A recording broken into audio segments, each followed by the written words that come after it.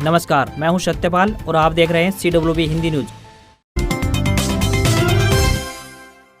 मौसम update. Haryana NCR Delhi में फिर एक्टिव हुआ मानसून, कई जिलों में बरसात के आसार। हरियाणा और एनसीआर दिल्ली में मानसून की विदाई से पहले एक बार सुस्त मानसून फिर से सक्रिय होने लगा है। हरियाणा व एनसीआर दिल्ली में वर्तमान परिप्रेक्ष्य में मानसून गतिविधियों का अंतिम दौर है और आने वाले 4 से 5 दिनों के दौरान मानसून लय पकड़ सकता है। बुधवार को सोना, तावड़ू, नूंह, मेवात, महेंद्रगढ़, रेवाड़ी, चरखी दादरी, झज्जर, रोहतक, कैथल, कुरुक्षेत्र, जींद, भिवानी, हिसार, फरीदाबाद, पलवल और टोहाना आदि जिलों में हल्की से मध्यम और कुछ एक स्थानों पर तेज बारिश दर्ज की गई है। अभी आने वाले 3 से 4 दिनों तक हरियाणा व एनसीआर दिल्ली में भी जबरदस्त मानसून गतिविधियों को दर्ज किया जा सकता है। किसानों को सलाह दी जाती है कि मौसम को देखते हुए अपनी फसल की कटाई और कढ़ाई के काम को करें। अपनी कटाई की फसल सामग्री को और मंडी में कृषि फसल, अनाज आदि को सुरक्षित स्थानों पर स्टोर करें और तिरपाल आदि से ढकें, अन्यथा फसलों के खराब होने की संभावना है।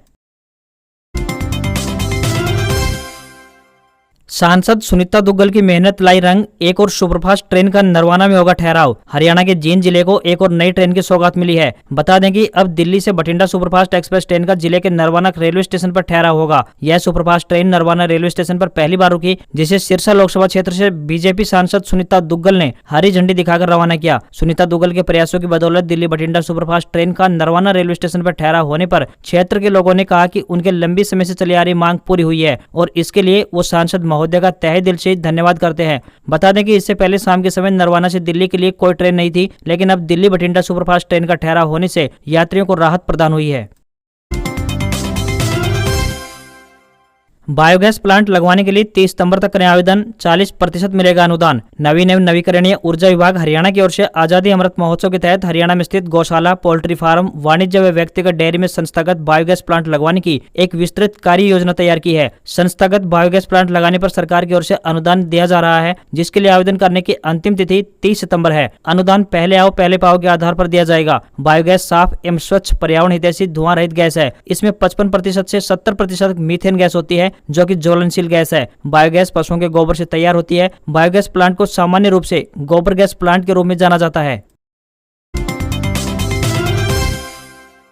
हरियाणा केंद्रीय विश्वविद्यालय में स्नातक कोर्सों में दाखिले के लिए पंजीकरण शुरू। हरियाणा केंद्रीय विश्वविद्यालय महेंद्रगढ़ के शैक्षणिक सत्र 2022-23 के लिए दाखिला प्रक्रिया के अंतर्गत विश्वविद्यालयीन सामान्य प्रवेश परीक्षा यानी CUET 2022 के स्नातक कार्यक्रमों के नतीजे घोषित कर दिए गए हैं। शिक्षा मंत्रालय के अंतर्गत आने वाली राष्ट्रीय परीक्षा एजेंसी यानी NTA द्वारा घोषित नतीजों के बाद विश्वविद्यालय में स्नातक कार्यक्रमों में उपलब्ध 493 सीटों पर दाखिले की प्रक्रिया अगले चरण में पहुंच गई है। हरियाणा केंद्रीय विश्वविद्यालय में दाखिले के लिए काउंसलिंग हेतु पंजीकरण बुधवार 21 सितंबर से प्रारंभ हो गए हैं। ऑनलाइन आवेदन की यह प्रक्रिया आगामी 29 सितंबर तक जारी रहेगी। पंजीकरण की इस प्रक्रिया के बाद मेरिट लिस्ट जारी होगी। इसके आधार पर दाखिले प्रदान किए जाएंगे।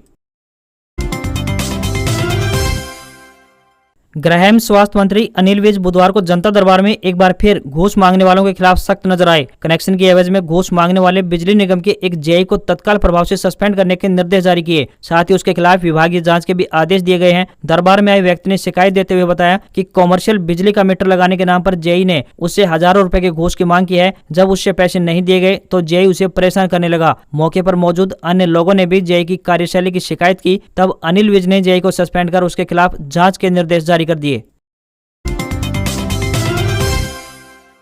Haryana board update. CTP के तहत एग्जाम देने वाले परीक्षार्थियों को परीक्षा देने के अवसरों की समय सीमा को किया समाप्त। हरियाणा विद्यालय शिक्षा बोर्ड द्वारा सेकेंडरी, सीनियर सेकेंडरी, शैक्षिक, मुक्त विद्यालय, पूर्ण विषय, आंशिक अंक सुधार, अतिरिक्त विषय व रीअपियर परीक्षा सितंबर 2022 हेतु प्रवेश पत्र यानी एडमिट कार्ड 21 सितंबर 2022 से बोर्ड की आधिकारिक वेबसाइट www.bses.org.in पर उपलब्ध है। परीक्षा 29 सितंबर से 17 अक्टूबर 2022 तक संचालित होगी। परीक्षा का समय दोपहर 2 बजे से 4:30 बजे तक रहेगा। बोर्ड अध्यक्ष ने बताया कि यदि किसी परीक्षार्थी के प्रवेश पत्र विवरणों में कोई त्रुटि है तो वह 22 सितंबर 2022 तक किसी भी कार्य दिवस में संबंधित मूल दस्तावेज व वांछित शुल्क सहित बोर्ड कार्यालय में आकर शुद्धि करवा सकते हैं। उन्होंने बताया कि परीक्षार्थी परीक्षा आरंभ होने से 30 मिनट पहले यानी 1:30 बजे तक अपने मूल आधार कार्ड व रंगीन प्रवेश पत्र सहित परीक्षा केंद्र पर पहुंचना सुनिश्चित करें, क्योंकि परीक्षा से पहले परीक्षार्थियों की तलाशी ली जानी है। इस अवसर पर डॉक्टर सिंह ने बताया कि बोर्ड द्वारा यह निर्णय लिया गया है कि हरियाणा मुक्त विद्यालय की क्रेडिट ट्रांसफर पॉलिसी यानी CTP कैटेगरी में परीक्षा देने वाले पात्र परीक्षार्थियों को क्रेडिट ट्रांसफर पॉलिसी यानी CTP के तहत परीक्षा उत्तीर्ण करने हेतु कोई समय सीमा नहीं रखी जाए, अर्थात परीक्षा उत्तीर्ण करने के अवसरों की समय सीमा को खत्म कर दिया गया है। Maharshi Dayanand university update. BPEd MPEd में दाखिला का शेड्यूल जारी, 4 अक्टूबर तक करें आवेदन। महर्षि दयानंद विश्वविद्यालय के शारीरिक शिक्षा विभाग में सत्र 2022-23 में बीपीएड तथा एमपीएड पाठ्यक्रमों में एडमिशन का शेड्यूल जारी कर दिया गया है, जिसके तहत 4 अक्टूबर तक छात्रों को विश्वविद्यालय के पोर्टल पर ऑनलाइन आवेदन करने होंगे। एडमिशन की विभिन्न परीक्षाएं पूरी करते समय यूनिवर्सिटी बीपीएड की कक्षाएं 14 अक्टूबर से तथा एमपीएड की कक्षाएं 17 अक्टूबर से शुरू करवा देगी। विद्यार्थी 4 अक्टूबर तक पोर्टल पर ऑनलाइन आवेदन कर सकते हैं।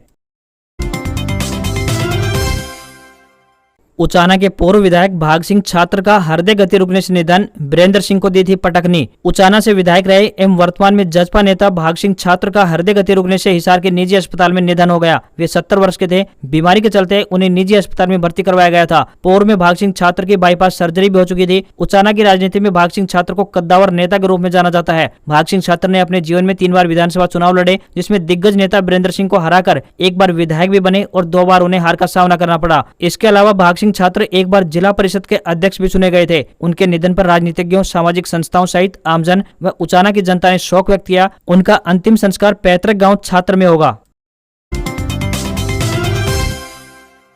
गेहूं विकास निदेशालय गुरुग्राम में आई स्टाफ कार ड्राइवर के पदों पर भर्ती, 26 सितंबर तक आवेदन करने की अंतिम तिथि। गेहूं विकास निदेशालय गुरुग्राम द्वारा स्टाफ कार ड्राइवर के पदों पर भर्ती के लिए आवेदन मांगे गए हैं। पुरुष और महिला दोनों वर्गों के उम्मीदवार इन पदों के लिए अप्लाई कर सकते हैं। आपको बता दें कि जो भी उम्मीदवार इन पदों के लिए इच्छुक हैं, वह ऑफलाइन माध्यम से अपने आवेदन भेज सकते हैं। आवेदन करने की अंतिम तिथि 26 सितंबर 2022 तय की गई है। इन पदों के लिए उम्मीदवार का 10वीं पास होना जरूरी है। उम्मीदवार के पास 5 साल का कार्य अनुभव तथा मोटर कार लाइसेंस व मैकेनिक का ज्ञान होना आवश्यक है। किसी भी वर्ग के उम्मीदवार को कोई भी आवेदन शुल्क जमा नहीं करना होगा। न्यूनतम आयु 18 वर्ष और अधिकतम आयु 25 वर्ष तय की गई है। इन पदों के लिए आपको ऑफलाइन आवेदन भेजने होंगे। ITI admission 2022 update. आईटीआई में दाखिला प्रक्रिया अंतिम चरण में, लेकिन आधी से ज्यादा सीटें खाली। राजकीय औद्योगिक प्रशिक्षण संस्थान में दाखिला प्रक्रिया लगभग अंतिम चरण में है। चौथी यानी अंतिम लिस्ट आज वीरवार को जारी होगी, लेकिन अभी तक आधी सीटों पर भी दाखिला नहीं हो पाया है। कुल 652 में से 316 सीटों पर दाखिला हो पाया है। फिलहाल 336 सीटें खाली हैं। ऐसे में निर्धारित शेड्यूल के बाद भी दाखिला प्रक्रिया चलने की संभावना है। दरअसल झज्जर रोड स्थित इलाके की मुख्य आईटीआई में इस दफा 19 ट्रेड 29 यूनिट की कुल 652 सीटें उपलब्ध हैं। इन सीटों के लिए 30 जुलाई को आवेदन प्रक्रिया शुरू हुई थी। अभी तक के आदेशानुसार दाखिला प्रक्रिया 26 सितंबर तक चलनी है। हालातों को देखें तो अंतिम तिथि तक सभी सीटों का भरना मुश्किल प्रतीत हो रहा है। इसके बाद ओपन काउंसलिंग भी हो सकती है, लिहाजा सीटें भरने में ज्यादा दिक्कत नहीं आएगी। सोनाली फोगाट हत्याकांड, पुलिस पूछताछ में पीए सुधीर सांगवान का चौंकाने वाला खुलासा, बताई उस रात की पूरी कहानी। सोनाली की हत्या के आरोप में गिरफ्तार किए गए उनके पीए सुधीर सांगवान ने गोवा पुलिस के सामने कई दावे किए हैं। 22 अगस्त की रात करलेज क्लब में क्या हुआ था, सोनाली ने ड्रग्स कब और कैसे ली और उसकी तबीयत कैसे बिगड़ी। गोवा पुलिस को दिए बयान में सुधीर ने बताया कि मैं, मेरा दोस्त सुखविंदर सिंह और सोनाली फोगाट 22 अगस्त को गोवा में अंजुना नॉर्थ गोवा की ग्रैंड लियोनी रिजॉर्ट में पहुंचे। हमने दोपहर 2 बजे होटल के रूम में चेक इन किया। शाम 5 बजे के करीब सोनाली ने सुखविंदर को एमडीएमए ड्रग्स खरीद कर लाने को कहा। हम तीनों ही ड्रग्स लेने के इच्छुक थे। शाम 8 बजे सुखविंदर आकर बोलता है कि 4 ग्राम एमडीएमए ड्रग्स के लिए 12,000 रुपए देने होंगे और वह होटल के रूम बॉय से ही ड्रग्स मंगवाएगा। इस पर मैंने उसे 5,000 रुपए दिए और बाकी 7,000 रुपए अपनी तरफ से देने को कहा। उसके बाद 9 बजे सुखविंदर ड्रग्स लेकर आया और हम तीनों ने नाक से एमडीएमए ड्रग्स लिया। सुधीर ने पुलिस को बताया कि रात 11:30 बजे हम 2 स्कूटर से करलिज क्लब के लिए निकले और जो ड्रग्स बच गया था उसमें से थोड़ा सा प्लास्टिक की खाली बोतल में डाल लिया और बाकी का एमडीएमए अपनी जेब में रख लिया। क्लब पहुंचकर हमने beer, orange juice, cocktail, cake और पानी की बोतल मंगवाई। इसके बाद जिस बोतल में ड्रग्स था उसमें पानी भर लिया और हम तीनों ने बारी बारी से उस ड्रग्स का सेवन किया। सुधीर सांगवान ने बताया कि हम रात के करीब 2:30 बजे तक डांस करते रहे। उसके बाद मैं सोनाली के कहने पर उसे वॉशरूम लेकर गया। जहां जाते ही सोनाली उल्टी करने लगी तो मुझे महसूस हुआ कि सोनाली को ड्रग्स की ओवरडोज हो गई है। उसी दौरान मैंने बची हुई ड्रग्स को भी प्लास्टिक की खाली बोतल में डाल दिया और उसे लेडीज टॉयलेट के फ्लश टैंक में डाल दिया। उसके बाद हम दोनों वापस डांस फ्लोर पर चले गए। इस दौरान सोनाली बार बार पानी पीती रही। सुधीर सांगवान ने गोवा पुलिस को बताया कि सुबह 5 बजे के करीब मैं सोनाली को दोबारा लेडीज टॉयलेट लेकर गया। सोनाली को ड्रग्स का नशा इस कदर हो गया था कि वह अपने पैरों पर चल नहीं पा रही थी। फिर मैंने उसको सहारा देकर टॉयलेट सीट पर बैठा दिया और उसे पानी पिलाता रहा। इस दौरान सोनाली ने कहा कि उसे ड्रग्स का ज्यादा नशा हो गया है और वह चल नहीं पा रही है। इसके बाद मैंने उसे टॉयलेट में नीचे जमीन पर बैठा दिया।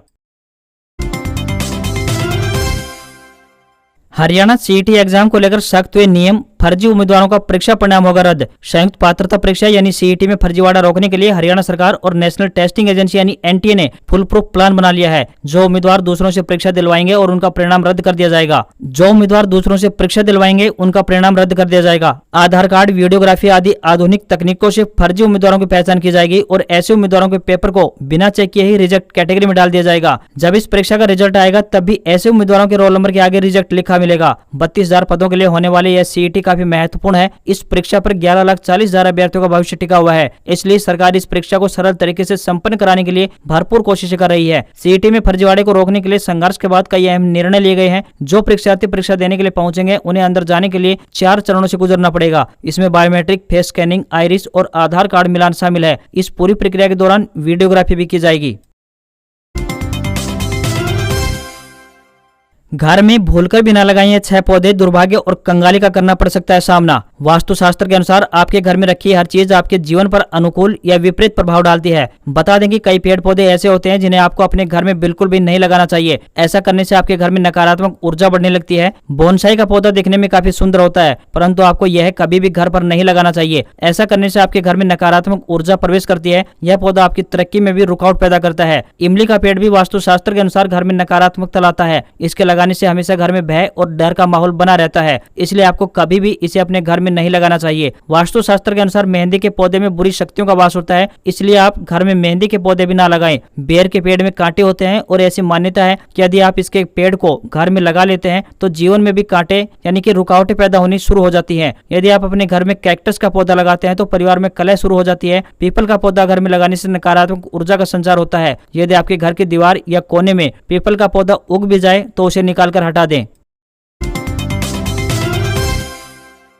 लाल निशान में बंद हुआ शेयर बाजार। सेंसेक्स 262 अंक चढ़कर 60,346 पर बंद। सोने चांदी की चमक बढ़ी, डॉलर के मुकाबले रुपया कमजोर हुआ। तीसरे कारोबारी दिन भारतीय शेयर बाजार में गिरावट दर्ज की गई। सेंसेक्स 262 अंक की गिरावट के साथ 59,456 के स्तर पर बंद हुआ। निफ्टी 93 अंक गिरकर 17,718 के स्तर पर बंद हुआ। सेंसेक्स के 30 शेयरों में से 23 शेयर्स में गिरावट दर्ज की गई, वहीं सिर्फ 7 शेयरों में तेजी दिखाई दी। दूसरी ओर सोने चांदी में तेजी देखने को मिली। 24 कैरेट सोना 49,606 रुपए प्रति 10 ग्राम पर बंद हुआ। चांदी की बात करें तो 56,667 रुपए प्रति किलोग्राम पर पहुंच गई। डॉलर के मुकाबले रुपया 26 पैसे कमजोर होकर 80 रुपए पर पहुंच गया।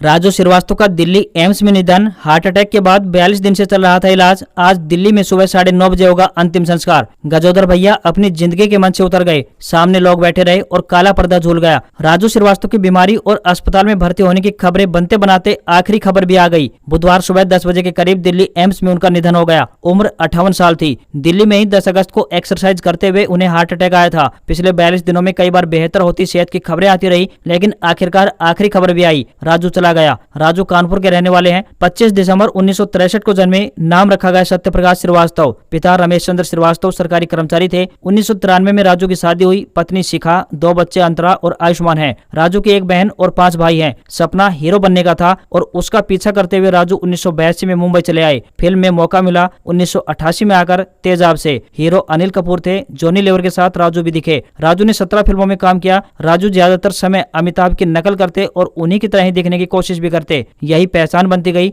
दूरदर्शन पर 1994 के शो टी टाइम मनोरंजन में मौका मिला। इसके बाद great Indian laughter challenge Raju ने 3रा स्थान प्राप्त किया। यहां से पहचान बढ़नी शुरू हुई। फिर कॉमेडी का महामुकाबला, कॉमेडी सर्कस, देख भाई देख, laugh India laugh, comedy night with Kapil, the Kapil Sharma show और गैंग्स ऑफ हासीपुर जैसे शो करते चले गए। आज खबरों में बस इतना ही। देखते रहिए CWB हिंदी न्यूज। नमस्कार।